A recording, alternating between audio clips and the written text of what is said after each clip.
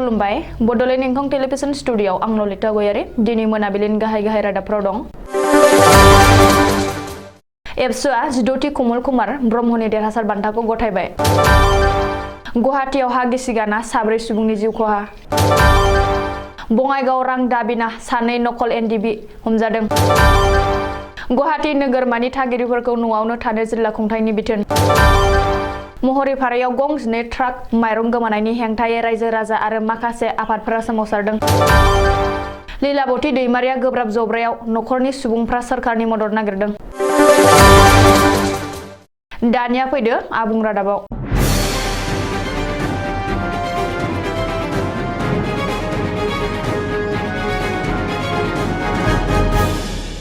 दुलाराय बर' फरायसा आफादखौ देग्लायनि 16थि कमल कुमार ब्रह्म देरहासार बान्था 2022 गथायबाय। चिरां जिल्लानि बेन्दोंआव थानाय बेंटलनि जांख्रिखां फोथाराव सानसेनि मेहेरगोनां हाबाफारिनि गेजेरजों दुलाराय बर' फरायसा आफादा दिनै 16थि कमल कुमार ब्रह्म बान्थाखौ गथायदों। मख'नो गोनांदि दुलाराय बर' फरायसा आफादा सिगां बोसोरफोराव होबोनाय बादि देग्लायबो मेट्रिक आनजादाव उथ्रिसारनाय बर' बिजोंनि टप 10 फरायसाफोरखौ बरायदों आरो 16थि कमल कुमार ब्रह्म बान्थाजों मान बावदों। 2022 मायथाइनि मेट्रिक आनजादाव बर' बिजोंनि टप 10 आव उथ्रिसारनो हानाय फरायसाफोरनो 16थि कमल कुमार ब्रह्म बान्था गथायनाय हाबाफारियाव मिरु एबसुनि आफादगिरि गाहाय नेहाथारिजों लोगोसे मिरु आफाद, जिल्ला आफाद, दखरा आफादनि दैदेनगिरिफोर, बेंटल ओनसोलनि मेलेमजिबि सानसुमैफोर, गुबुन गुबुन आफादनि दैदेनगिरिफोर, फरायसुला फरायसुलिफोरजों लोगोसे ओनसोलनि रायजो राजाफोरा आरो बिटिसिनि गोबांसा इएम, एमसिएलए आरो एमएलए आ बाहागो लायो होननानै मिथिनो हादों। गुवाहाटी नोगोरमायाव गिख्रंथाव हा गिसिगादों। बे गिख्रंथाव हा गिसिगानायाव 4 सुबुङा जाथायसालियावनो जिउ गोमानांदों। थांनाय हराव जादों बे गिख्रंथाव हा गिसिखानाय जाथाया।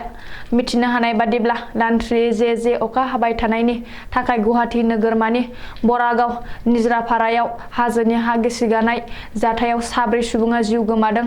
थांनाय हराव उन्दुफुनाय समावनो हाजोनि हा गिसिगाना न'आव गोग्लैसिननायाव एबा फबसिननायाव 4 सुबुङा जिउ गोमायो।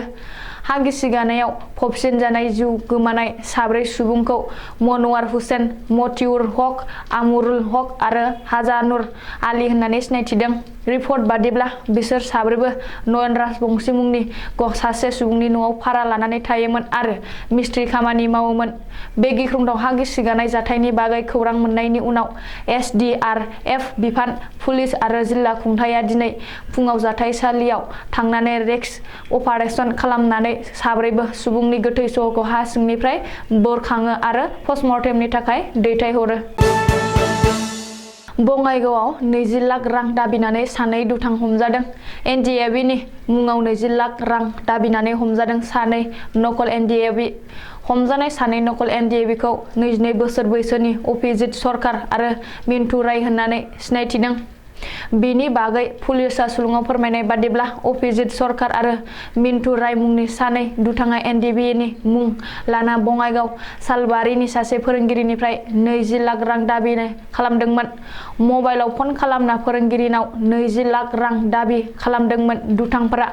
रिपर्ट बादिब्ला थांनाय साननिफ्रायनो दुथांफ्रा गावसोरखौनो एनडिएबिनि सोद्रोमा होननानै रां दाबि खालामदोंमोन आरो फोरोंगिरिखौ हुमखि होदोंमोन।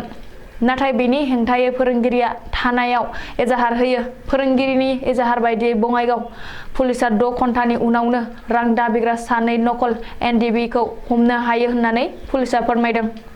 बबेखानि एनडिएबिनि मुं लाना रां दाबिनाय 2 दुथाङाबो बङाइगाव सालबारिनिनो होननानैबो पुलिसआ फोरमायदों। बबेखानि रां दाबिनायाव बाहायनाय 2 मबाइल फन आरो सिम कार्डखौबो पुलिसआ बोखांनो हादों आरो बे जाथायनि सायाव पुलिसआ गोख्रों नायबिजिरगासिनो होननानैबो सुलुङाव फोरमायदों। गुवाहाटी नोगोरमायाव दै सिङाव गोदोबाय। बेखौ नोजोर होना गुवाहाटी नोगोरमानि थागिरिफोरखौ न'आवनो थानो बिथोन होदों जिल्ला खुंथाया। गोनांथार जाहोन गैयालासेनो न'निफ्राय ओंखारलांनो बादा होदों कामरुप मेट्र' जिल्ला खुंथाया। गुवाहाटी नोगोरमायाव गोब्राब दैबाना आरो हा गिसिखानायखौ नोजोर होना जिल्ला खुंथाया बे बिथोनखौ होदों। बेजों लोगोसेनो कामरुप मेट्र' जिल्लानि थाखाय हेल्पलाइन नम्बरबो फोसावदों। बे हेल्पलाइन नम्बरफोरा जादों 10778638112297। गुवाहाटी नोगोरमानि गोब्राब दैबाना आरो हा गिसिगानायाव भुगिनांनाय थागिरिफोरा बे हेल्पलाइन नम्बराव जिल्ला खुंथायजों फोनांजाबनो हागोन आरो अलखदनि समाव मदद लानो हागोन। मख'नो गोनांदि थाद'नाय गैयै जे अखा हानायनि थाखाय गुवाहाटी नोगोरमानि माखासे ओनसोलाव गोब्राब दैबाना लोमसावदों। बेनि अनगायैबो माखासे ओनसोलाव हा गिसिखानायनि खौरां मोननो हादों। बेनिखायनो जायखिजाया समावनो खैफोद फैनो हागौ होननानै जिल्ला खुंथाया सन्देह खालामदों आरो जाहोन गैयालासेनो न'निफ्राय जेरावबो ओंखारलांनाङा होननानैबो जिल्ला खुंथाया बिथोन होदों। मख'नो गोनांदि गुवाहाटी नोगोरमायाव गिख्रंथाव दैबाना आरो हा गिसिखानायजों दासिम 5 सुबुंनि जिउ गोमाबाय होननानै खौरां मोनदों। गरेस्वरनि महरीपारायाव सरकारनि गुफुर माइरंखौ गोसोम फालांगि। गोरिबनि हारिमायारि आदार रैखाथि आयेन आवथायनि माइरं गोमादों। माइरं सिखाव खालामो सरकारि मावख'गिरि आरो समबायनि एजेन्टआ। गरेस्वरनि महरीपारायाव जादों बे मुगैथाव जाथायनि जाथाय। बे जाथायनि हेंथायै महरीपारा गाव पन्चायत समबाय समितिनि मावखुलियाव गोबां आफाद दोलोफ्रा जांख्रिखांदों। जांख्रिखांगिरिफ्रा बिजेपि सोरखार हाय हाय, बिटिआर सोरखार हाय हाय, आदार आरो जगायथाय मन्थ्रि रन्जित दास हाय हाय, प्रमद बर'आ खामानि गैया, बिजेपिनि आफादगिरि भबेश कलिता हाय हाय, सुक्लाय सेरफां बियाबनि मावफुंगिरि सोद्रोमा रनेन नार्जारि मुर्दाबाद, गरेस्वर बियाबनि एमसिएलए पबित्र बर' मुर्दाबाद बायदि स्लगानजों होस्रिखावना महरीपारा समबाय समितिनि मावखुलिनि दरखं मोखाङाव गोमसारहोयो। मख'नो गोनांदि भारतीय आदार निगमनि सांसारिनिफ्राय फैनाय गं 2 माइरं बुंजासे ट्राकफोरा गोमादों होननानै गोख्रों अजद सिखांदों। थांनाय 31 मे खालि महरीपारा गामि पन्चायत समबाय समितिनि मुङाव गं 2 ट्राकफोरा माइरं लाबोनाय फोरमान दं। नाथाय भारतीय आदार निगमनि सांसारि गुदामनिफ्राय गं 2 सालाननि जोहै हरनाय फोरमान दङब्लाबो बे माइरंआ महरीपारायाव मोनफैयाखै आरो मुलाम्फागिरिफ्रा मोननो हायाखै। बेनि सोलाय गं 2 ट्राकजों लाबोनाय माइरंफोरा लामा ससेयाव गोमादों होननानै अजद सिखांदों। दा सोंनाय फैयोदि बबेयाव गोमाखो बे गं 2 माइरं बुंजासे ट्राकफोरा?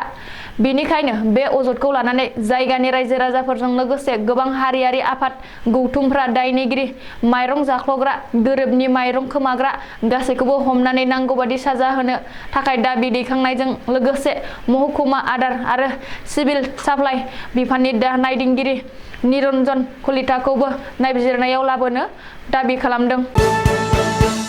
गोब्राब जब्रायाव गोग्लैनानै दं बर' हारिनि आगोमा गेलेगिरि लीलाबती दैमारिया। गोलाव समनिफ्रायनो गोब्राब जब्रायाव गोग्लैनानै बिसिनायाव गोग्लैनानै दं बर' हारिनि आरो बाक्सा जिल्ला सालबारि ओनसोलनि मुंदांखा गेलेगिरि इन्टारनेशनेल लेभेलनि जेभलिन खुबैग्रा लीलाबती दैमारिया। मख'नो गोनांदि लीलाबती दैमारिया गावनि केरियाराव माखासे नेशनेल आरो इन्टारनेशनेल लेभेलाव जेभलिन खुबैनाय गेलेनानै बान्थाफोर मोननो हादोंमोन।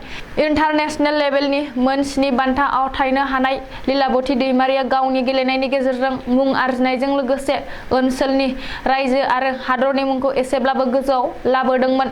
मख'नो गोनांदि लीलाबती दैमारिया गेलेमु बिथिङाव बिहोमा होनायखौ मान होना आसाम सोरखारा गेलेमु फेन्स होननायजों लोगोसे जिउ खांनायनि थाखाय गंसे ई-रिक्सा होदोंमोन। नाथाय बेबादि आगोमा गेलेगिरिया दिनै गोब्राब जब्रायाव गोग्लैना एमनि मदद लानो गोनां जादों। नखरनि रांखान्थियारि थासारिनि थाखाय गोजौ फाहामथाय लानो हायाखै। बेनिखायनो लीलाबती दैमारिखौ गोजौ थाखोनि देहा फाहामसालियाव लांनो फाहामथाय होनो थाखाय नखरनि सुबुंफोरजों लोगोसे ओनसोलनि रायजो राजाफ्रा सोरखारखौ खावलायदों। दिनैनि रादाबा एसेनोसै। गोजोन्थों।